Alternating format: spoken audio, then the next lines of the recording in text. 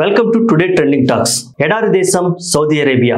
ఈ దేశంలో ఇప్పుడు ప్రస్తుతానికి ప్రజల జీవన విధానం అస్తవ్యస్తంగా తయారైంది. అందుకు కారణం అక్కడ అకాల వర్షాలంటే ఏదో మన ఆంధ్రప్రదేశ్లోను లేదా పక్కన తమిళనాడు, కేరళ, అలాగే ముంబైలో వచ్చేటువంటి ఋతుపవనాల ద్వారా వచ్చేటువంటి వర్షం కాదు. అంతేకాదు, ఇది హఠాత్తుగా వచ్చినటువంటి ఒక వర్షం. ముఖ్యమైన విషయం ఏంటంటే సంవత్సరం మొత్తం కురిసే వర్షపాతం కేవలం ఒక్కరోజు మాత్రమే కురిసింది. అంటే ఒకసారి ఊహించుకోండి, సంవత్సరం మొత్తం కురిసే ఒక్క వర్షపాతం ఒక్క రోజు కురిస్తే ఎలా ఉంటుంది? ప్రస్తుతానికి మీరు ఆల్రెడీ న్యూస్ లో చూసే ఉండొచ్చు, లేదంటే కొన్ని విజువల్స్ ఇక్కడ మేము ప్లే చేస్తాం, వాటిని చూడండి.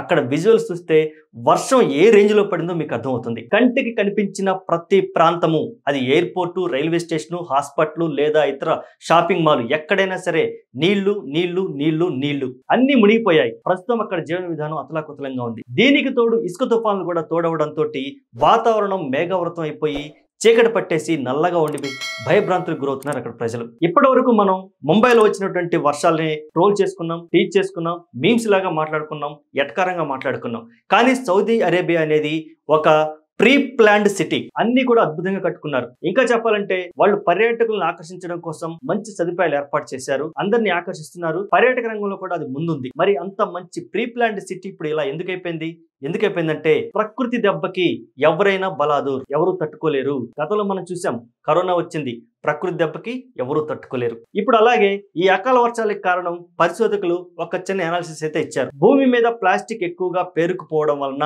ఇటువంటి వాతావరణంలో మార్పులు హఠాత్తుగా జరుగుతూ ఉంటాయి. వాటిని ముందుగా క్యాలిక్యులేట్ చేయడం కూడా కష్టమైపోతుంది. కాబట్టి దుబాయ్ లోని వాతావరణ శాఖ ముందుగా క్యాలిక్యులేట్ చేయడంలో, కాబట్టి అక్కడి వాతావరణ శాఖ అధికారులు కూడా దీన్ని ముందుగా పసిగట్టడంలో ఫెయిల్ అయిపోయారు. వర్షం పడుతుందని అంచనా వేశారు, కానీ ఇంత స్థాయిలో వర్షం పడుతుందని వాళ్ళు ఊహించలేకపోయారు. అసలుకి ఎడారి దేశంలో వర్షం పడడానికి నానా తిప్పలు పడాల్సి వస్తుంది. ఇంకా చెప్పాలంటే వాళ్ళు అప్పుడప్పుడు మేఘాలని మ్యానిపులేట్ చేసి ఒక కెమికల్ రిలీజ్ చేసి అక్కడ వర్షం కురిపిస్తూ ఉంటారు. ఆ ఎండ వేడి తట్టుకోలేక, అంటే కృత్రిమ వర్షాలను కూడా కురిపిస్తారు. అటువంటి టెక్నాలజీ వాళ్ళ దగ్గర ఉంది. కానీ ఇప్పుడు టెక్నాలజీకి అతీతంగా ప్రకృతి పగబడితే ఎలా ఉంటుందో చూపించింది. ఇప్పుడు వస్తున్నటువంటి వర్షాలతోటి అన్ని దేశాలకి ట్రాఫిక్ అంతరాయం కలిగింది, రాకపోకల అంతరాయం కలిగింది. అక్కడ ఉన్నటువంటి ప్రజలు తీవ్ర ఇబ్బంది పడుతున్నారు. ప్రజలైతే అక్కడ వచ్చినటువంటి నీళ్ళలో కొట్టుకుపోతున్నారు, అలాగే గాలికి ఎగిరి అవతల పడుతున్నారు.